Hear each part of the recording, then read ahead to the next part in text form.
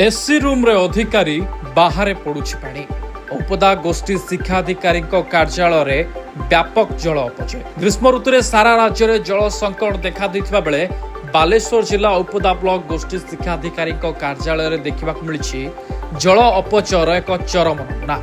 Office पानी टांकी भर्ती होई अनवरत पानी बोही चली एप्रति कौन अधिकारी किंबा कर्मचारी नजर नहीं।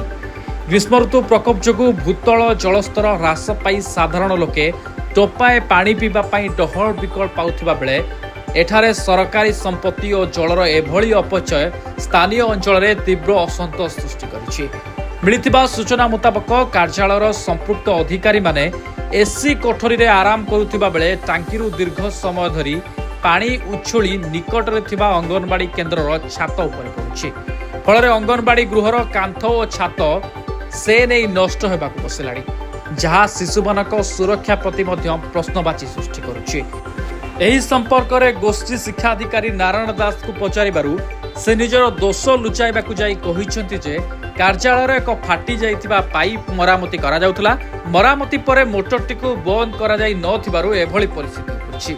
तेबे दायित्वहीनतार सीमा पार करितिबा एही सरकारी बाबू मानक विरुद्ध केबे दृढ़ कार्यानुष्ठान ग्रहण करा जाउछि ता देखिबाकु बाकी रहला। उपदारु आशुतोष पंडा रिपोर्ट।